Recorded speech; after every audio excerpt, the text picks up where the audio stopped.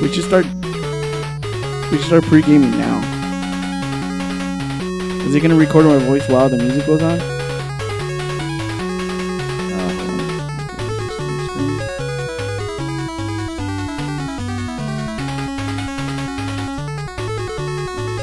cool. All right, here we go. It's gonna fade. Go. Welcome to Cooperators, episode 21. We're old enough to drink. I'm here with, as always, Chucking Dice. Say hi. Say hi, goddammit. Hello. And Augmented Biscuits, which is me. You're Augmented Biscuits. Yeah. We actually got a pretty fun show tonight. And when I mean fun, I mean we're drinking heavily right now. Okay, no, we're not. I wish I was drinking heavily. We actually have a lot to talk about. We have a lot of film stuff to talk about.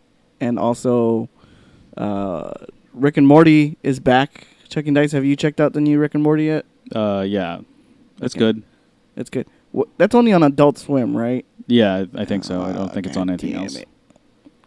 Are they going to put it on Hulu after the entire season airs? Because I don't know if I can wait. God damn it. Do they put it on Hulu after? Yeah, it's on Hulu. That's actually how I watched season 1 and 2. I watched it on Hulu.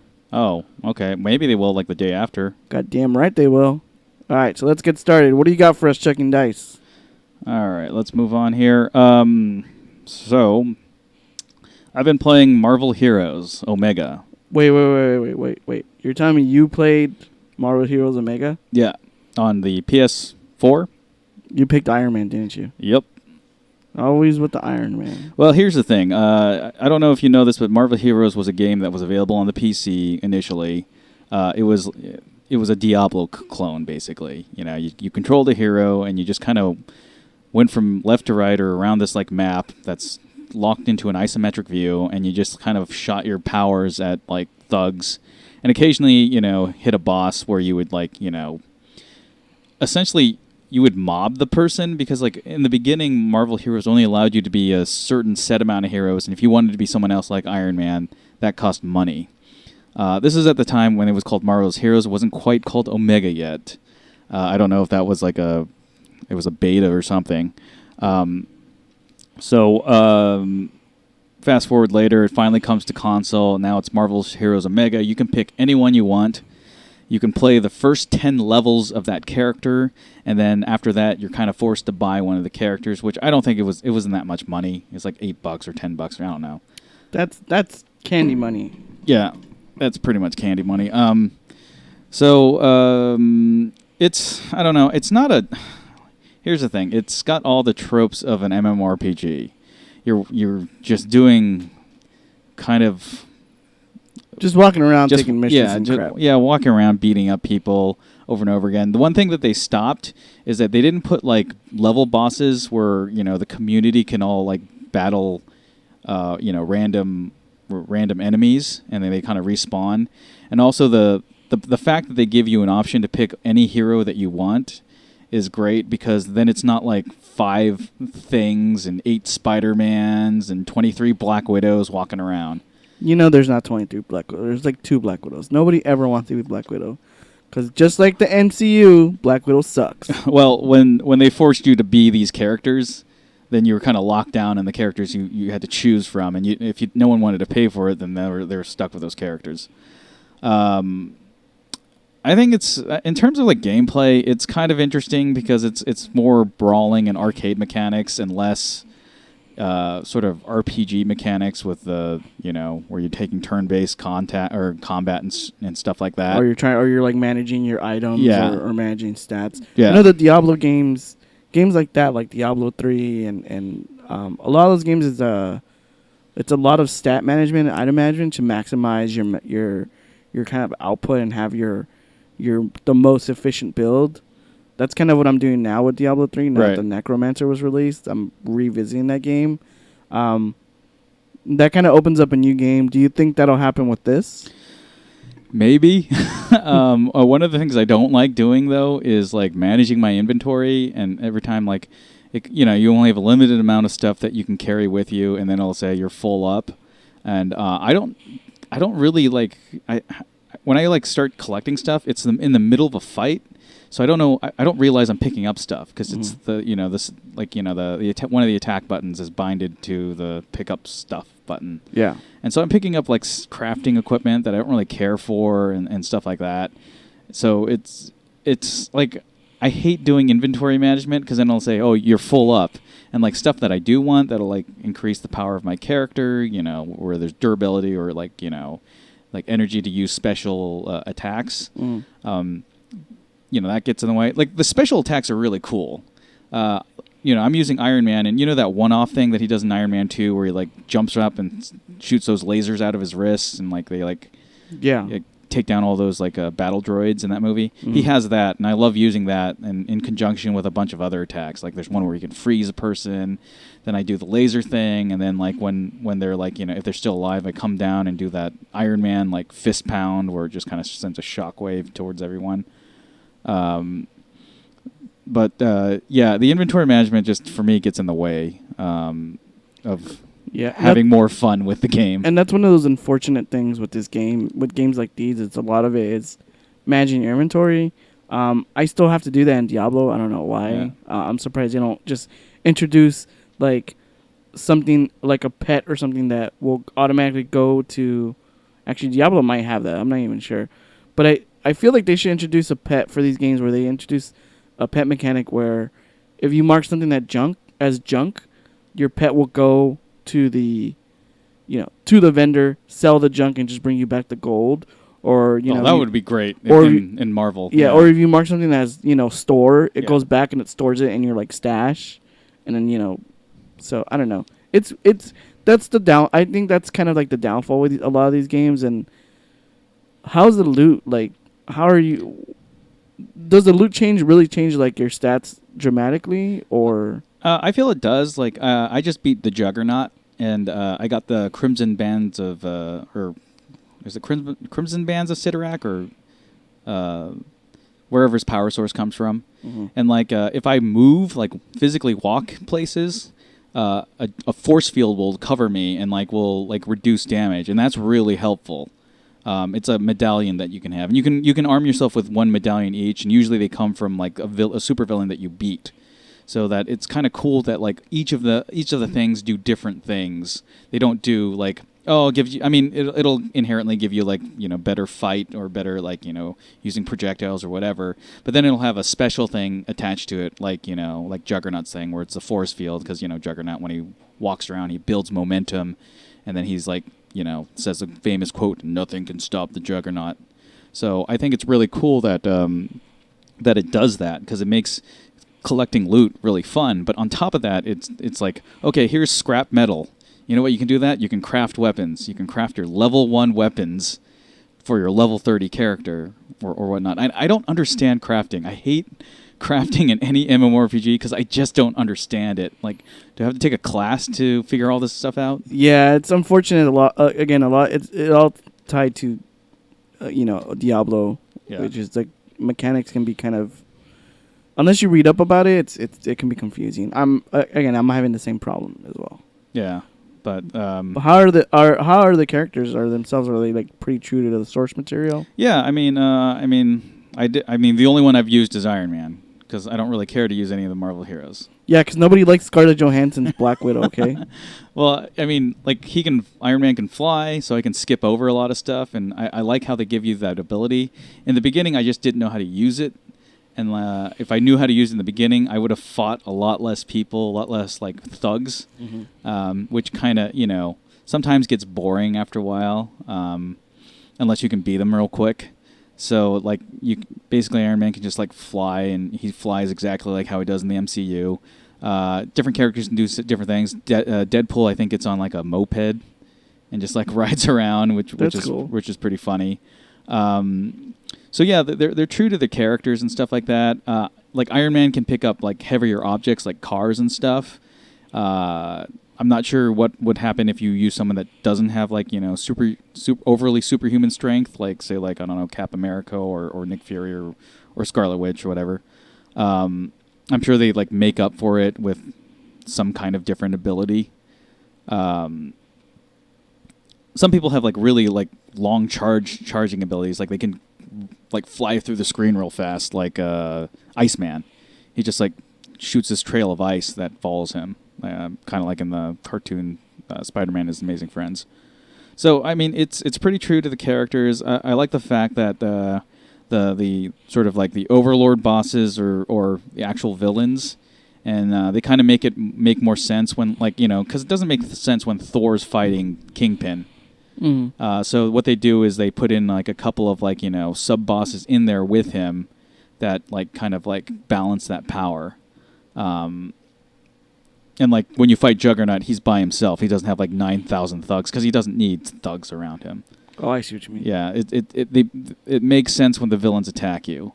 So like someone like Kingpin would obviously have cronies to like kind of like generals to back them up, whereas someone like Juggernaut wouldn't. Yeah. So if you fought someone like, let's say you fought, I don't know, like you fought somebody from the Hellfire Club, it wasn't just like Black Tom Cassidy. It was like it's not like him just and like a few other people. Like Black King just comes out and like, oh, I'll get you with my super. I mean, like obviously if he's being attacked by like 5 superheroes, that's going to be a little bit trouble for him. One of my favorite ones actually was the one that I had like actually a little bit difficulty fighting was Bullseye.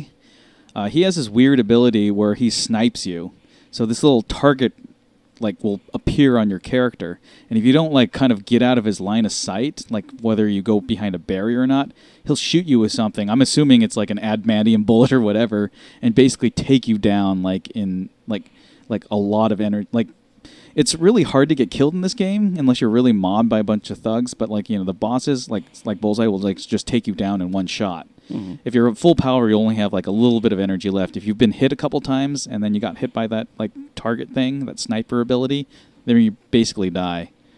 Which comes to the other point is that like I really wish that it was a little bit more punishing.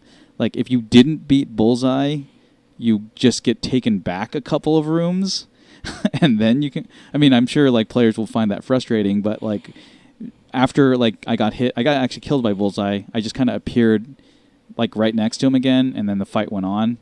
So it's like the risk reward thing is not there. It felt like I wasn't really, feels like there's no jeopardy in the game when stuff like that happens. I don't know what there's your no opinions. sense of urgency. Yeah, there's no sense of urgency, and I don't know if that's how MMORPGs are built. I just remember my friends talking about when they played EverQuest, and like they would lose their guy in some place, and then they would have to journey all the way to that place to pick up their loot again. Does your loot take any kind of durability loss? No. As far as I can see, I don't see that happening, which is great because I hate that. It sounds like more like they're modeling more after Diablo, where Diablo you can either resurrect at a town or your corpse. Yeah. But there's like a cooldown, but they're also, it seems like they might be trying to make it more user friendly. And then I played the beta for this when it was still in kind of like the beta phase, right.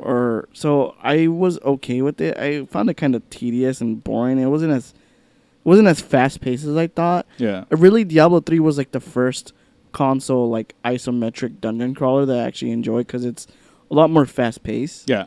So playing something like this is a little slow. It's slower and it's not as engaging. You can get easily bored. Yeah, the only like upside to Marvel Heroes is its license. Yeah, it's cool when like your mission is to like fight the humans purifiers, which is like a mutant hate group, and then all of a sudden they break out with Sentinels, and then after beating like 8 Sentinels, you have to fight Sentinel Omega, which is like this giant black looking Sentinel with silver lining and stuff. But apart from that, if this was any other game, it would probably be a boring game, but the fact that it's like Marvel superheroes is the only thing that's of interest, and that's how it is sometimes. Do you like using Squirrel Girl? No. I know you have a disdain for Squirrel Girl. Squirrel Girl was started as a joke, and now it's like this, like, oh, Squirrel Girl can beat anything. She's like this giant Deus Ex Machina character. Like, oh, she can just beat up Thanos. Who hurt you? Who hurt you chucking dice? Freaking the guy Fred Hembeck who created Squirrel Girl. Was it Hembeck? Or was it, I think it was him.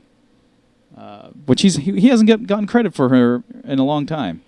He created her as a character as a joke, but then she kind of came back and then just kind of like leached onto the, I don't know, millennial crowd of comic book readers who just kind of got into it because Comic-Con's popular. Who hurt you, Chuck and Dice? Apparently Squirrel Girl. All right, moving on. Moving on to... We're going to Chris Nolan. Yeah, we can kind of talk about... Yeah, we can talk about that. This kind of... Doesn't work you more than I do, because I still like going to movies, but, you know, my situation's different. Yeah. So, this isn't exact... This isn't... I'm not going to exactly quote what he said, but in essence, Christopher Nolan, you know, because of Dunkirk just released, Christopher Nolan was interviewed, and he told... he was quoted as saying that he doesn't understand... They asked him. I believe they asked him about Netflix, and he said he would never work with them because he doesn't understand why they would release their movies theatrically but also streaming, and that's the reason why he would never work with them, because he doesn't. He basically said he doesn't believe in streaming. He said, especially for films, he believes that films should be seen and experienced in a movie theater, and you know, like streaming it just at home cheapens it, and it takes away from the experience. And him as a director, like, that's what he wants to. He wants people to see the experience he's filmed, and, you know, kind of his whole quote just reeked of an old man in a holding on to, like, pretty much holding on to the past, right, and not wanting any kind of change, like afraid of change. He did mention, though, that he did like Amazon's model, which is that they release their film, their own films that they release theatrically, and they have a certain window of when that film is in the theaters, and then they introduce it, you know, to their streaming service, right, after several months. And he's like, I prefer that model. He said he enjoys that model because at least it gives people the time to see their movies theatrically and not have to worry about cutting into yeah.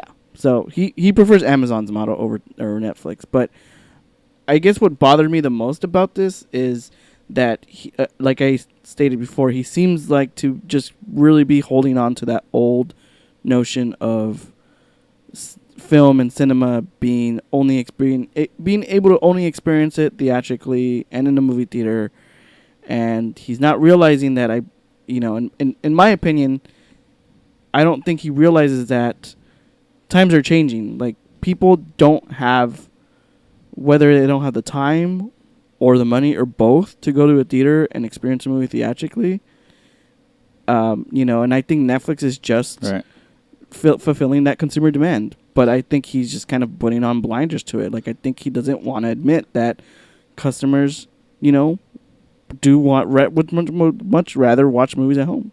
Yeah, I mean, Chris Nolan, I mean, he's a filmmaker. He likes shooting on film. He likes creating the huge, like spectacle on screen and stuff like that. And he hates digital, right? He's not very fond of digital. Digital. No, he uses digital. Well, I don't know if he, like, I don't. I've not known him to use, like, the red cam or any kind of digital camera, which there are downsides to that, because digital cameras have this weird glowing look, like, whereas film does have, like, sort of a crisp, grainy look.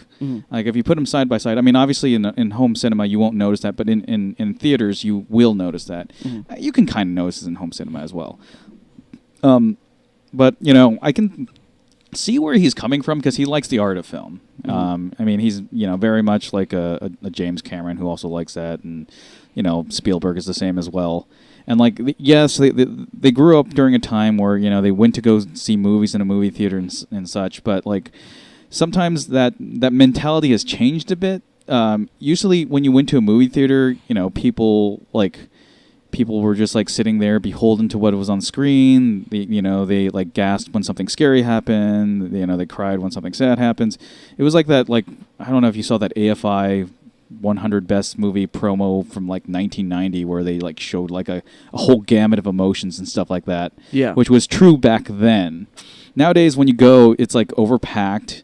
You got you got people lining up at theaters to watch like this whatever movie, like the next Marvel or DC movie, and sometimes it's not the most comfortable situation. Now you have like people like buying their seats, at least reserving them beforehand, which is cool because I've been to the theaters and I like what they're doing with the seats now. They're comfortable now. Yeah, and you can drink. I do too. Yeah, I enjoy that. You can drink alcohol in there. For the longest time, I don't know why people were so frightened with alcohol. Like, oh no, this is gonna like help with deviant behavior or whatever. But now you can drink alcohol there. People are falling asleep in the recliners. Yeah, which is always funny to me. And then the big one is people are on their phones. People are texting. People are texting, and so people are annoying in the theaters. Yeah, it's not just people yelling at the screen. In fact, when I watch movies sometimes, and it's like a person who, like, it's a scary movie and someone says, "Oh, don't go in there," and stuff like that. That's actually fun for me. But it's when it's a person like texting, that's annoying to me. Like it's like, dude, I'm watching a fucking movie. You're in a theater. Please put away your phone for like 2 seconds. Yeah. And so you have to contend with like everyone's behavior at the theater, whereas at home, it's just you or your family, or like if you have a family, you have an opportunity to take care of your family there without interrupting anyone else's experience as well. Yeah. And like he has to kind of realize that we live in this like reality where like communication happens every 2 seconds. Like my boss can text me if he wants to and ask about work. And I'm kind of obligated to respond to that. And like, I can't do that in a theater, but I can do it at home. Yeah. And he has to know that like people's lives are a bit different from when he was a kid, when communication was, well, if you didn't catch me at my phone, then you're going to like, I don't know if he probably grew up during the time of answering machines, then you're going to have to leave a message. I'm at the theater for like 2 hours, or at least back then an hour and a half. Yeah. And like, he also realized that his movies are really long. Yeah, that's like a 2.5 hour Batman movie. Yeah. Or up to 3 hours. Yeah. That's a long time to like take a person away nowadays. Yeah, and I think the other factor he's forgetting about, and it's one thing I think he's also, I don't think he wants to admit, or maybe might not want to admit, but going to a movie theater is expensive. It is, yeah. It's really expensive. And I remember the last time I took my family to movie theater. Yeah. We actually went to go watch Despicable Me 3, and it was, my wife bought the tickets online, and it was like $60 for 4 tickets. It was 2 adults and 2 children. Right. Right, $60. We get there, of course the kids are gonna want snacks. So we ended up getting like like the little kids packs. Yeah. It was like another $20-$30. Finally sit down, watch the movie. My kids are not the quietest. Right. And no one's children's are in a movie theater. We were watching it in a small auditorium. We actually watched it at the mall because that was the only showing we were able to make. Right. We're watching it at the local mall, and it's a smaller auditorium, so we don't have the big like sound system to kind of drown out them, giggling and running around or like kind of like screech. Because my kids, like, my youngest son gets excited when he sees characters he likes. Yeah. He claps and he like screams and screeches, and it's like living with the goddamn hyena. So, and it was one of the things that I think we made it maybe like an hour into the movie, I think. And I was just like, okay, we got to go because I can't keep him quiet. Right. And it's one of those things where, like, I feel bad because, I definitely want my kids to see this movie. But then you have the added, like you were saying, you're also are considering interrupting other people who also paid to watch this movie. This movie. So it's definitely one of those things where,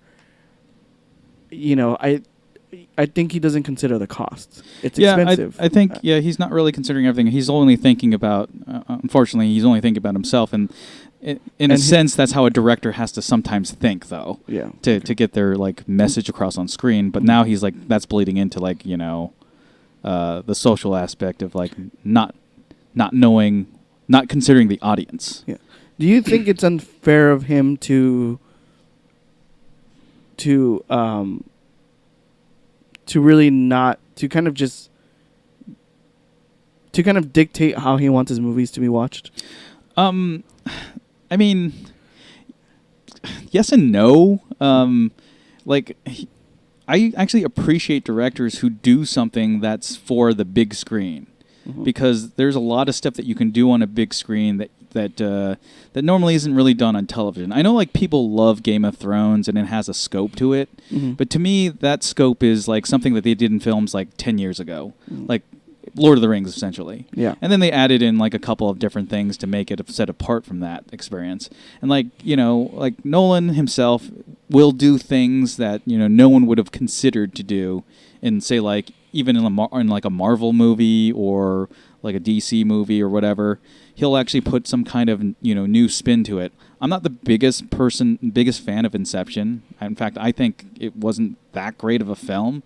But in terms of like visual effects, I thought it looked pretty neat, and that's stuff I'd never seen before. Like it's folding cities. Spoiler alert: there's folding cities in Inception.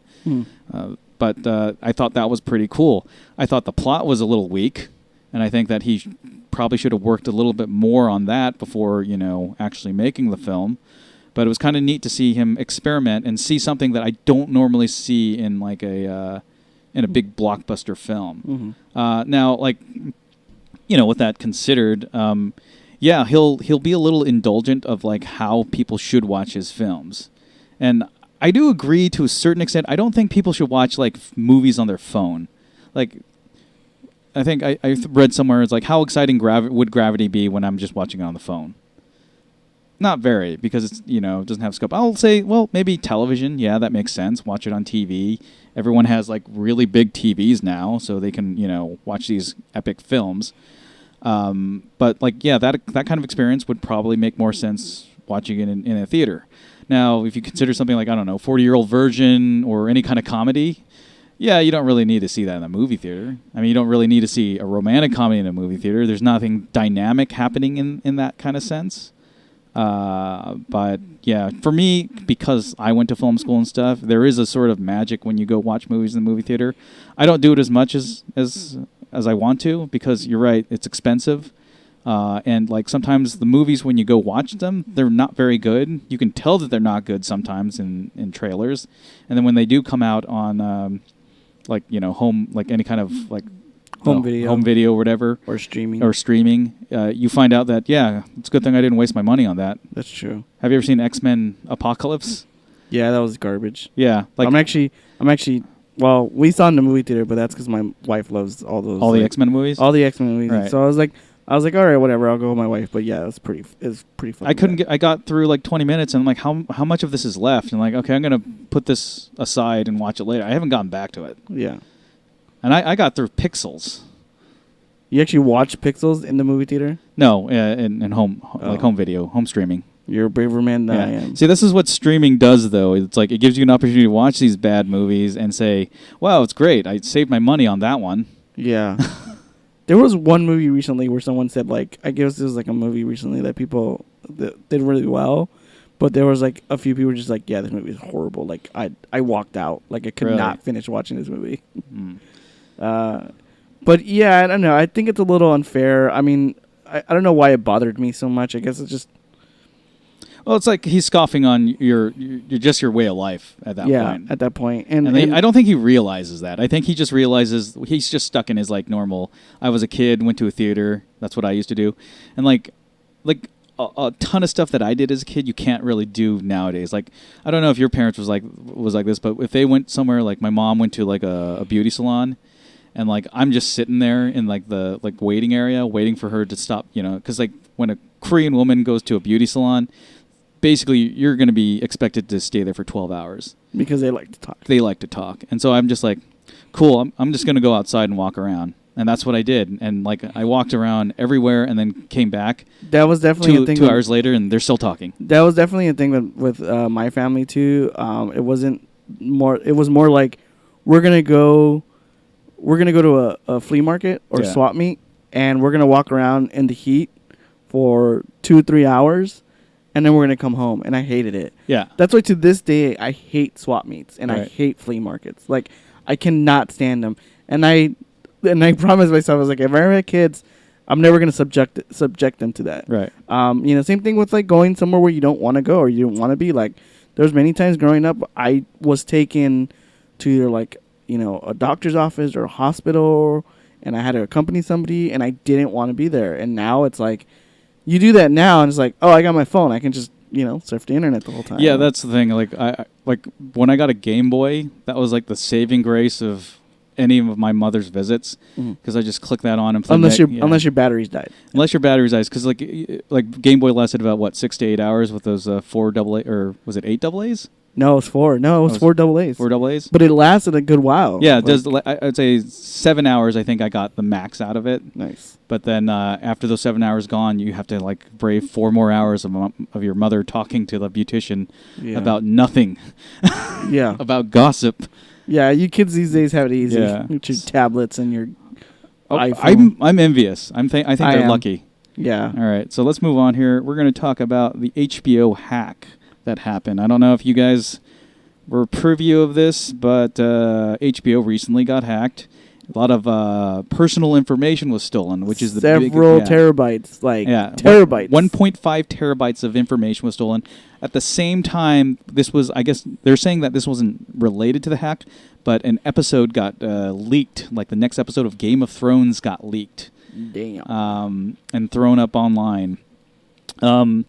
Here's the thing, like with the episode being leaked, I didn't really go seek it out because I'm one of those types that I'm just going to watch Game of Thrones and I don't really want to watch it on some Juarez site or some site that has like 9 million porn ads around it. I'm just going to watch porn if I want to see something like that. That's the only way to watch it. Exactly.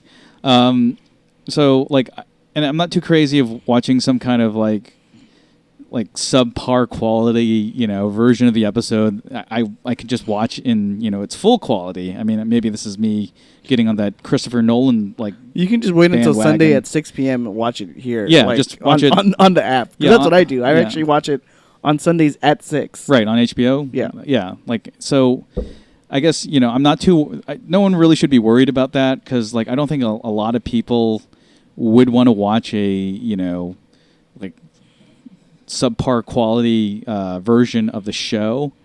The important thing though here is that it's the information leak. The people's personal just their identities are basically on the internet.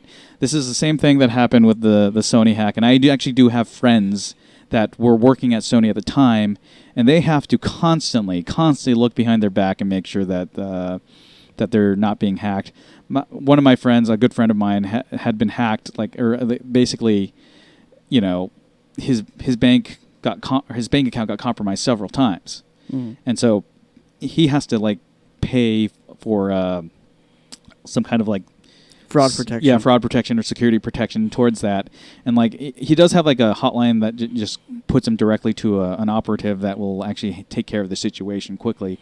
But it's kind of, it would be annoying to do that all the time. We were watching a movie, I think it was Train to Busan, and we were having dinner, and he was like, "Oh, let me get it," because I bought him dinner last time, so he was gonna get it, and his card got declined, and he's like, "What?" And he's like, "Hey, can you grab this? I gotta check with my bank." So I got it was no big deal. I got the dinner for him, and he checked, and he's like, "Okay, so I have to call this place and let them know that you're gonna pay with your credit card." Yeah, something like that, and basically let them know my identity has yet again got compromised because you essentially have to run through a bunch of hoops. Yeah, you do have to run a bunch of hoops. I mean, he says it's not really as bad as it used to be.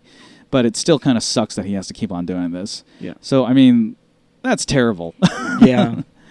There was a lot of there was a lot of executive information as well. Right. I heard it was just massive amounts of information. And it's funny, we actually have we have a mutual acquaintance who just started working there. Yeah. The day that the hack happened. The day the hack happened. So we kind of we were like, "Are you sure your information was in the system?" You're like, "Oh no, it's okay." They hadn't processed. Their information yet, so they were okay. Right. But it's crazy. Yeah, I had to actually double check with because I actually interviewed for Sony a long time ago, and I did submit some information to them, and because it was part of their processing. Because they have to run background checks and stuff like that. So I actually did have to call up Sony and ask them, "Hey, what danger am I in?" And it's like, "No, you're fine. It's only when you get hired that they actually hire another company to do the background process. They didn't get hacked. They just kind of report the information if there's anything suspicious about, like, my background or whatever. They said, you should actually be safe since we didn't actually hire you. Or more, I actually turned them down, but but that's a different story. Yeah, it sucks. Yeah. And I know they leaked actually a few. I think they were able to steal episodes for a few series that still haven't aired yet or going to air pretty soon. Mm-hmm. They also stole a few scripts. I think they stole the script. A lot of Game of Thrones scripts. Yeah. I believe, yeah. So it's a lot of information they got out there. So yeah, that's one of the big, and they're saying it's probably one of the big. This is even worse than the Sony hack, apparently. Oh, really? Yeah, they're saying it's worse than the Sony hack. Because this was like terabytes of information, whereas the Sony one was like, I don't even think they got terabytes. I think they got like it was a text file basically.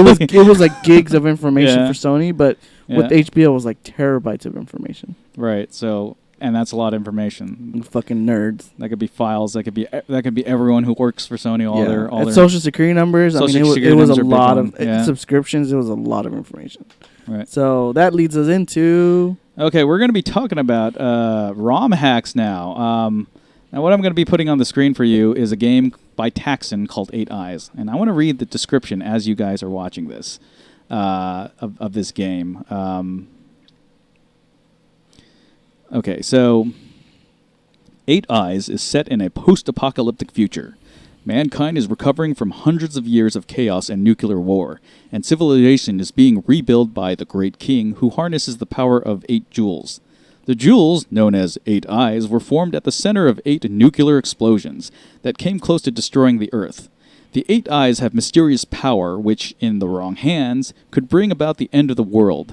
The Great King's 8 power-hungry dukes steal the jewels for themselves and banish the king to the nuclear wastelands, threatening to once again plunge the Earth into war. The player controls Orin, the Falconeer, and his fighting falcon, Kurtrus. His mission is to penetrate the Duke's 8 castles and retrieve the 8 Eyes with the help of Kurtrus. You must fight the Duke's soldiers, nuclear mutants, and the Duke of each castle to retrieve the jewel. After the jewels have been recovered, you must return them to the altar of peace so the Great King may return and finish rebuilding the Earth. That is like the most epic-sounding game ever. 8-bit games were so weird. They had like this huge backstory, yet, when you actually play the game, they usually kind of look pretty simple. Like, so you're watching the game right now, and yeah, you do have this falcon that kind of travels around. It is actually a 2-player game. So a person can control the falcon, and the other one can control Orin, the falconeer. Now the problem is that this game, as you can see right now, Orin's sword doesn't have much reach to it, so you're basically going to get hit no matter what, unless you're like ducking and being very careful. It's like, it's sort of a fun game, but it's very frustrating, like most 8-bit games are. Hit detection is not quite there. Music is subpar. Some people love the music, saying that it has that like kind of operatic feel, but I feel that it's kind of monotonous at times. And one of the things that like is really frustrating is controlling the Falcon, especially if you're playing this as 1 player. Actually, if you're playing it as 2-player, it's really frustrating as well, because the Falcon doesn't really move that well. So this is the game. Thematically, it kind of looks like another game, Castlevania. So this is where ROM hacks come in. So a person came in and decided, hey, instead of like playing this game with the normal sprite, why don't we make one that replaces the main character, I guess Orin, with Simon Belmont? And this comes, this gets to us our ROM hack. I love ROM hacks because usually you can get a translated version of the game, or like if it's a Japanese only release, someone will translate it for you, and it's a real fun game that you never got to play as a kid, and you find out that it's kind of a fun game now. Or in this case, you can actually fix a game with like new mechanics. So in this version coming up here, it's Simon Belmont, and instead of having a really short sort of sword, he has the vampire killer, the whip. and that has a longer range. Also, he has all his sub-weapons that he can get in Castlevania, and that kind of like, actually helps the game a lot. I was playing this like over the week, and I like just sat down and play almost like an hour and a half of this, and just like sort of just like having a lot of fun because it's like a Castlevania game that never really existed. In many ways, it's kind of like Vampire Killer on the MSX, which is a Castlevania game where you have to like kind of search for keys and stuff to get to the final level. This is more a little bit more straightforward, where you just kind of like wander around the castle until you find the boss. And with the exception of like one level where it's kind of like a maze, and I actually did have to get onto like a game fact to figure out how that map worked. This is pretty straightforward. You just kind of like work your way through henchmen. You can find power-ups for your whip. Unfortunately, the power-ups don't stay with you from each castle you visit, so you have to like kind of collect them all again. But that's part of like the fun of the game. If they let you keep all the power-ups, then it would be a pretty short game.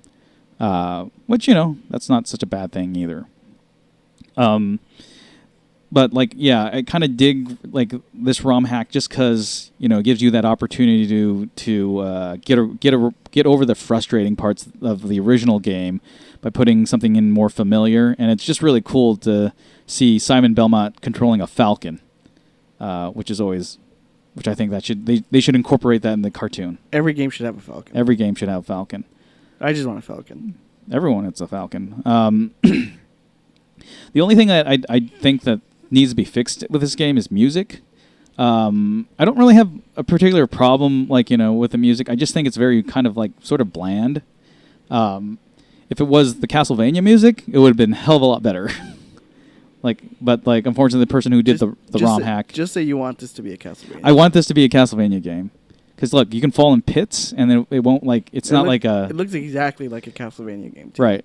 It's so weird. It's done by Taxon, so I think Taxon may have been trying to do a take of Simon's Quest, and they kind of succeeded where sort of Simon's Quest kind of sort of failed. Because Simon's Quest is not a bad game, in my opinion. It's just that the game can drag on, and obviously there's like some translation errors here and there. But this is like the good medium of Castlevania 1 and Simon's Quest, where it's still kind of fun, but it's not as you're not wandering around and like given these obscure clues. I don't know. You like Simon's Quest, right? Yeah, for the most part. I only ever played it once, and it was on emulation. I mean, I didn't think it was bad.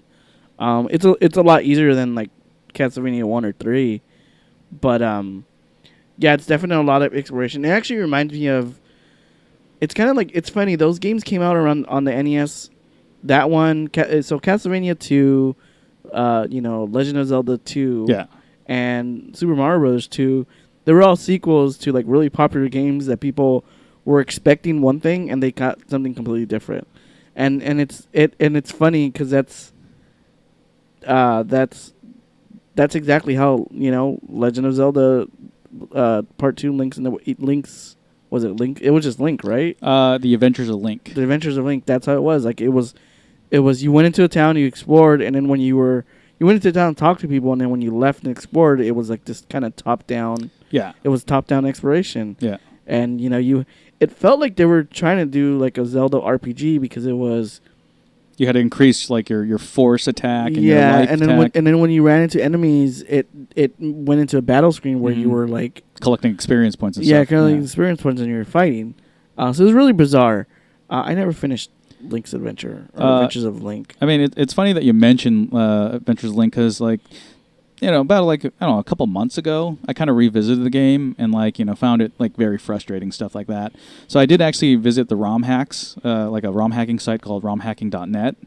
They basically like will create like it's just a community that creates hacks, and like they don't say where you can get the actual ROMs to apply the hacks. You just have to find them. But they will supply the actual hack part, and it's a very simple tool to kind of like put the hack onto the ROM. But someone made an adjustment to Adventures of Link, Adventures of Link, and said, "Well, okay, we're gonna make some improvements here. Instead of just like earning like the minimal amount of experience points, I'm gonna increase the level of experience points." I'm going to increase the amount of damage that you can take. You're going to still take damage, but it's more of a fair kind of way of taking damage. Because sometimes, like, you play that game and you get killed, like, in 2 seconds. Yeah. Because you're, like, being volleyed back and forth. So basically the game moved a hell of a lot faster, and, like, you started leveling up at what I would say a normal rate, and the game was actually a lot more fun.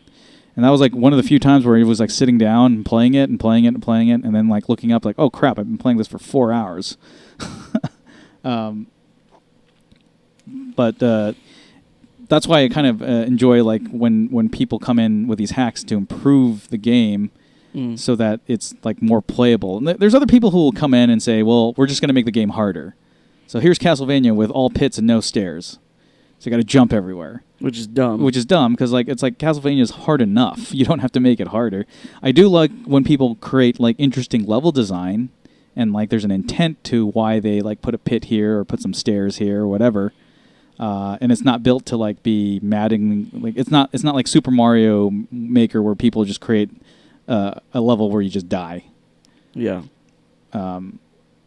But yeah, I mean, it's really an interesting community of people who, like, will make their own version of a game or make a couple of improvements. Sometimes people just do, like, a kind of a graphical pass and make the graphics look a little bit more vibrant, which, you know, I think when the NES stopped producing game around 1994, because that's when they were kind of getting into the Super NES, that's when they actually started realizing how to make a great game on the NES. Mm-hmm. That's why one of the last games, I think, was Kirby's Dream Land. That game is amazing. Yeah.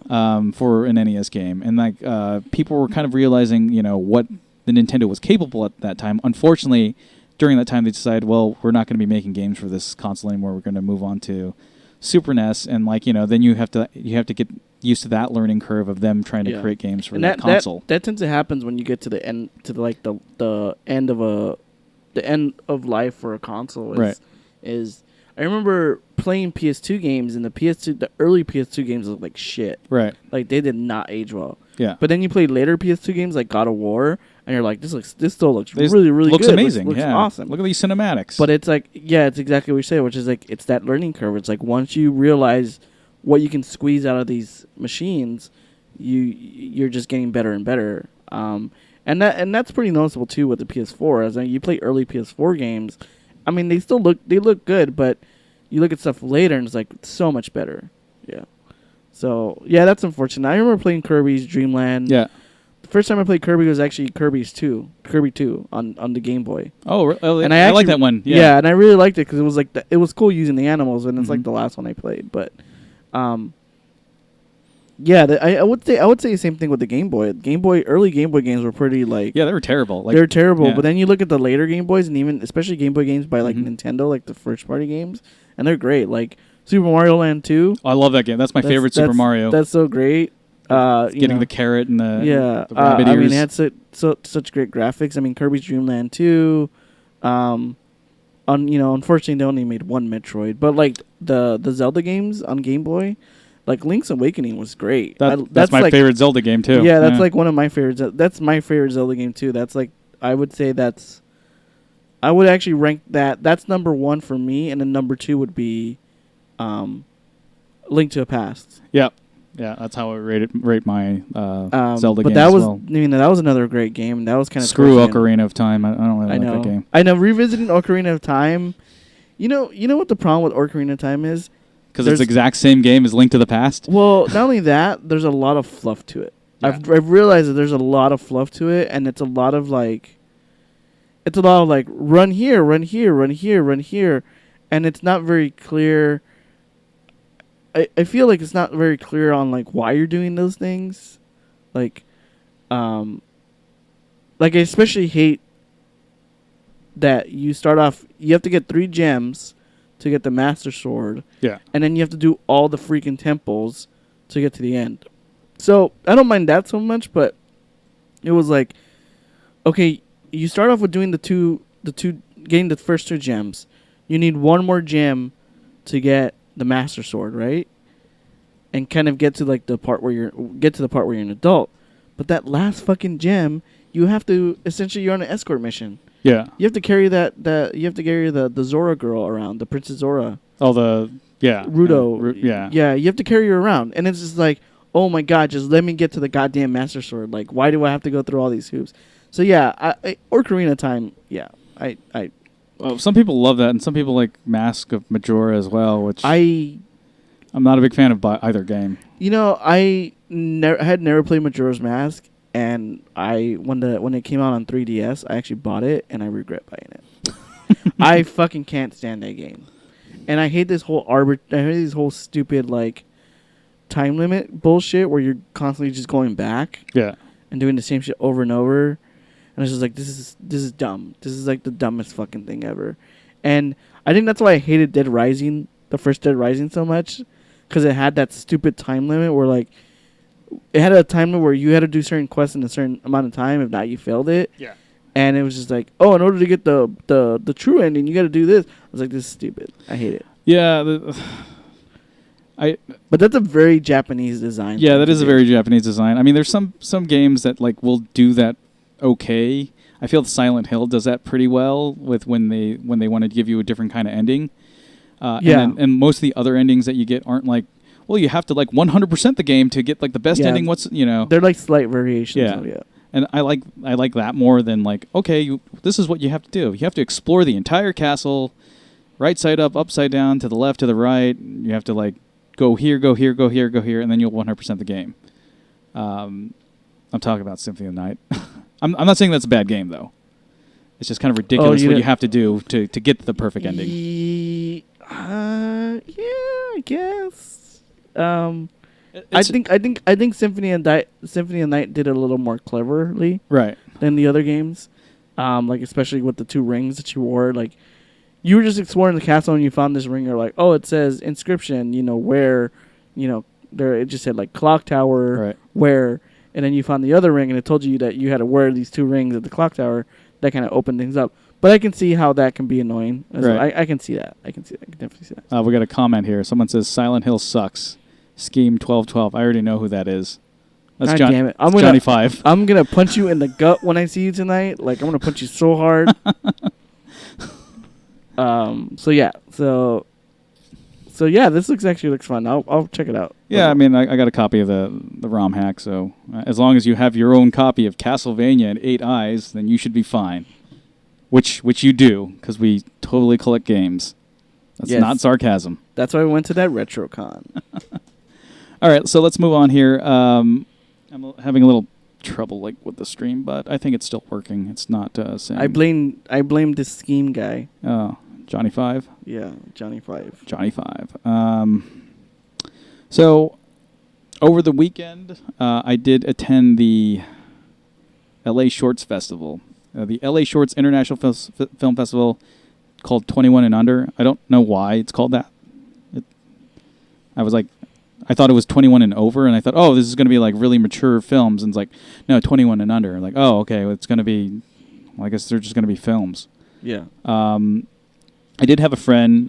His name's Chris Mangano. He actually had a short that played there called Daisy Chain, which is about a older woman who changes her name to Sapphire Daisy. She calls up her son and says, like, this is my name, and then the son's annoyed because when your mom calls you at certain times, you can't talk, but since they're retired, they can they can talk anytime they want, I guess. Parents in general, I guess. Scheme giving us a peace sign. It's loading. The background is loading. Yeah, I don't know what's wrong with that. It's just going to be doing that, but it is the stream is healthy. So this old woman ends up kind of searching for like a person who would understand, why she did it, and more accepting, and like she kind of is just kind of looking for 3 words is "I love you" or whatever. She goes through. Way to spoil it. Well, I mean, it's a short, and I don't know how you guys are going to be watching this, because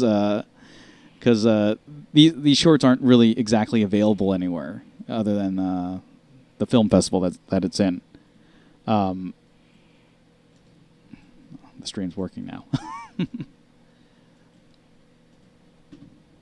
So I'm probably going to spoil a lot of these, but I would urge you to maybe even find these. We're not going to talk about all the good ones. This one is pretty good. I mean, I know it's my friend's short and such, and he did a really good job. Like sometimes shorts can work and sometimes they can't. I mean, I've seen so many film shorts that don't work. This one was an entire story. There was a little bit too much voiceover, but it was kind of part of the story, and that's how it was supposed to kind of play off. And sometimes you have to do that to tell your entire story. The great thing is that it's about. It's not very long. It's let's see. I know how long is it? It's about 5 minutes. It's not a very long short. But that was his. The one that I really dug was Backstory. This short was about basically it shows a little baby boy from behind, like a camera behind his back. And throughout this entire period, you're following this person behind their back, and like there's a narrator saying, "This is you. You're a kid. Like, you learn how to ride the bicycle. You make your first friends, and then it shows you the person growing up, and then it's like then you see your first love, and it shows like a girl looking at this person, and the camera's still behind him, almost like a video game kind of sense. And then, but this is like the video game of life or whatever. And then you fall in love, then you have like the best summer ever. You think the summer doesn't end. It does. And then it shows them getting older and older, going to college, getting a part-time job, getting a full-time job, and then like going to Europe. And then like there's just this scene where he's like the guy's like doing a whole bunch of like women because he's getting into the party scene now. And then like all throughout the time, you're wondering, is there more to this and stuff? And then you find your first love, or you find the love that the woman that you eventually fall in love with and marry. And it's really cool because it was like this really great, fast-paced like kind of camera work. And there's this like sequence where like he's just like, and then you marry her, then you have a kid, then you grow up, then you do family vacations, first day of school, yada yada, all this other stuff. And then like he's on his phone, and like his family's like kind of skipping towards him, and all of a sudden the family just gets hit by a bus, and like that's where the change up happens. And like you basically the narrator says all the stuff like then you watch them die, then you like you're with them at their bedside, they're both in a coma thing, and then their funeral happens, and then they show the person's life after that, like you have a second wife, but there's something empty. And then they show scenes where he's like in a hotel, supposedly, I think maybe even having an affair or so. It happened pretty fast. And then like, there's trouble in his marriage, but you have no choice but to keep on going on, and everything moves faster, and you go to board meetings, and you go to more board meetings and more board meetings. And then all of a sudden it cuts to like an old man just sitting on a bench, like, the camera's still behind him. And then it says, and then all of a sudden you're old. And then like, and it just goes on until his death, basically. Where it says like, he gets to the point where he only has 6 months to live. He has to have assisted breathing. And then like right when he's about to die, he has a glimpse of his like first wife. And like you remember her always staring at you. Like the first time he saw her at a party, and she stared at him when they got married, even to her death, where her body was just like sitting there just staring at him. And then it really just says, and then there's nothing, and it just goes to black. And the credits roll. It was like a really great movie, and like it was only 5 minutes, and it took you through this ride. I know I spoiled the entire thing, but it's like one of those things you kind of have to experience. The director of that short wasn't there because he lives in Germany apparently, which makes sense because it was a very experimental film that I really dug, and it was just about life essentially, and like sometimes when life kicks you in the dick like several hundred times. But yeah, that was an enjoyable one. This one you might have enjoyed. You would actually enjoy this. I think this would actually make a good feature. It was called 1508. I don't know if that's a play on the John Cusack film 1408. Do you remember that one with Samuel L. and the haunted hotel room? Yeah. 1508 is basically starts out with a person committing suicide, and then there's these two kids. Basically, one of them wants to go into his hotel room and basically just look around because he was like this strange old man that just kind of lived at the top floor, and then for whatever reason he decides to commit suicide. And so the guy, like the kid, like, sneaks up. There's like a lot of bizarre stuff that happens in this like sort of apartment complex they live in. Mm-hmm. I would dare I say that it's like sort of like a short version of Twin Peaks, Mm-hmm. where they just have like a bunch of weird people living in each apartment building. But then this thing happens, and like, people are wondering, like the mystery of this old man. And the guy goes up there. The old man lives by himself, obviously, and like he finds all these like tapes where he's just like stalking or basically stalking women with his dog. Mm-hmm. And like it goes from really bizarre to really you're kind of wondering what the hell did he do with all these women and stuff like that.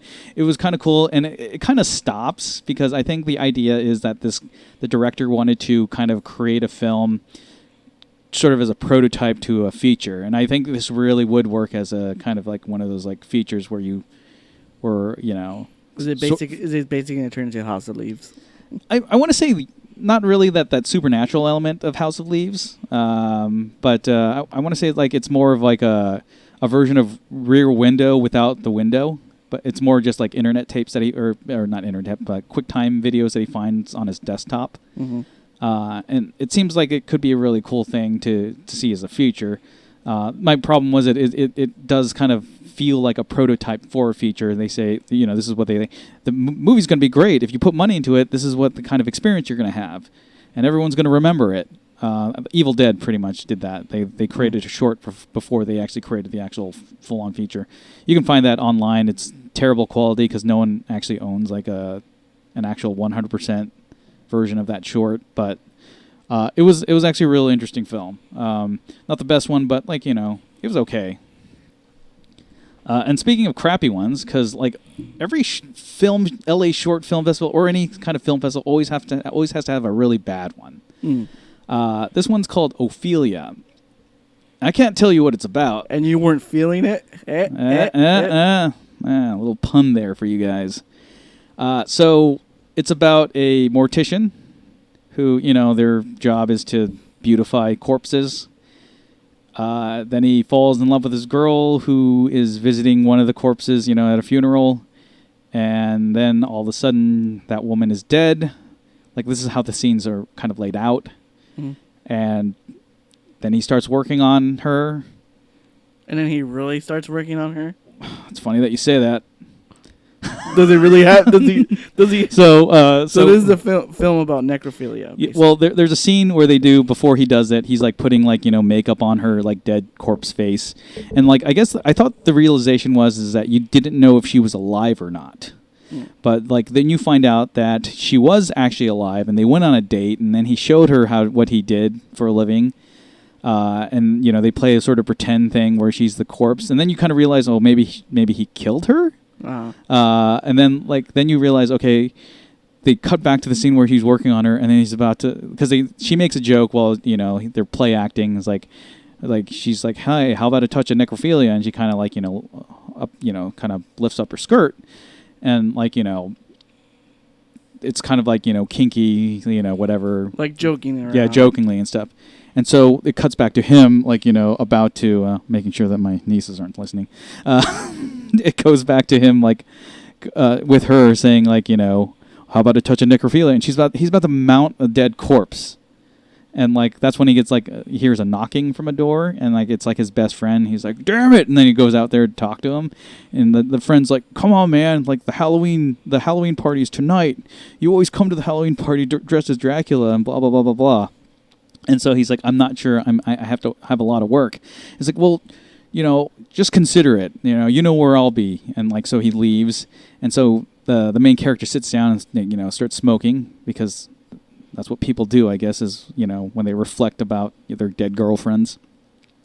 He sits down, starts smoking, and he has a flashback of her and him at like an abortion clinic, and basically she's going to get an abortion because, they had sex and she got pregnant. And, afterwards, like, he has second thoughts, but it's too late. And then they're sitting in a bathtub together, like pictured right here. And I don't know what happens next. I think, like, the idea is that he may have killed her, or she might have committed suicide out of depression, because she's, like, constantly crying and such, because she wasn't too sure about the abortion. and maybe he pressured her into the abortion, and then she ended up killing herself. I think it's kind of funny because, like, in any case, she dies, and he's the one who's going to be performing the entire mortician duty on her. And, like, his best friend, like, comes over, hey, I know that your girlfriend's dead and all, but what about that Halloween party? Don't you need to dress up as Dracula? Yeah. It's, like, really confusing. Because if she did become pregnant, then there was some kind of established relationship that, unless he, like, had a secret girlfriend or for whatever reason. And then, like, it actually ends with him, like, going to the Halloween party. This ridiculous song is playing called "Don't Make the Same Mistake Twice Again." And then he just goes up to a girl who's like kind of, you can't see her face. She kind of looks like the girl from earlier, but I'm not really sure. And then it kind of just fades to black at the end. And I'm just like, my friend who was with me, he said this short is making my brain hurt. And honestly, it was making my brain hurt. I was actually about to bust out laughing when he was about to mount the dead corpse and have, like, necrophilia love on her. Mm-hmm. But I had to hold it in because I knew that the director was present. And obviously, at the end of all these shorts, they kind of called for the directors and the whoever worked on the film up to the front. And, like, the director of this film was there. And he basically asked, so what inspired you to make this film? He's like, necrophilia. Yeah. Well, he goes, I forgot his name, but it's like, what inspired me to make this film? I'm not going to tell you. And then he's like passing the mic, and he's like, oh, no, I'm just kidding. It came from my childhood. And then he passed the mic over, and everyone's just like, what? It's a pretty interesting childhood he had. Yeah, I think he was just saying it because it sounded cool. Things just sound cool when they're coming out of your mouth. Exactly. Like, other people were just saying, well, I made this film because, it represented something that we wanted to work on for a while. We thought it was a cool subject, kind of typical stuff. This one was just my childhood. But you're just like, okay. Okay. That sounds funny. Why was it 21 and under? I don't know what that means exactly. I think it may have been like maybe 21 minutes or under. Oh, okay. But all the movies were, or maybe there was actually 21 films altogether that were chosen for the short festival. I have no idea. I looked that up and I couldn't find anything. It's weird that it's a shape of a shot class, so I thought there was everything's like rated R. Although I think you need to be 18 or older to get into rated R movie, or 17 or older. 17. 17? Okay. But yeah, just called 21 and under. I have no idea what the meaning behind it is. But in any case, some of the shorts were fun. I just picked those, because those are the ones that kind of had a lasting impact on me. I don't know how people market shorts other than going to film festivals. Yeah. To me, it's just a showcase of the director's ability to tell a story and how they can handle, a small production so that can reflect on making a bigger production. I don't know if these filmmakers have any strong opinions on Netflix. I don't think they do, because they're probably looking for any kind of work they can find. But yeah, it was an interesting sort of collection of shorts. And I think that's it. You don't want to talk about necrophilia? A touch of necrophilia? I think I did. I think some of these shorts, I wouldn't doubt some of these shorts actually end up on iTunes, because I know from previous experiences, I've worked on several shorts. There was one in particular I worked on at my previous place of employment that was actually really good. Right. But I think a lot of these, a lot of shorts nowadays are being put up on the internets. On iTunes, especially on digital platforms, especially iTunes. That's terrible. They should be in theaters where they belong. Oh my god! And I think they also might be ending up on Amazon as well.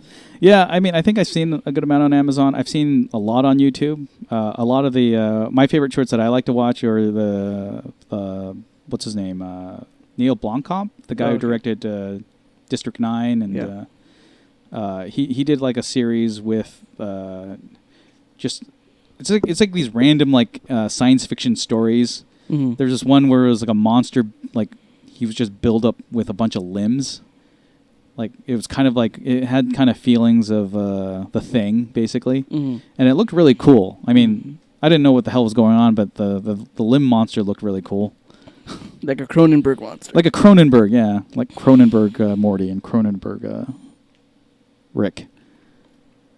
Let's make our own short film so we can drum up interest and get studio money, and then we just blow it on hookers and blow. Oh, you mean like a normal LA film? Yeah, pretty much. All right, that'll do it for today. Thanks for listening. Find us on Twitter at incognitbro and at checking dice. Please also find us on YouTube. Share, like, and subscribe. Always leave comments, please. Don't be a jerk on the comments. No, you can be a jerk. I don't care. Okay, cool. Be a jerk and say we have annoying voices.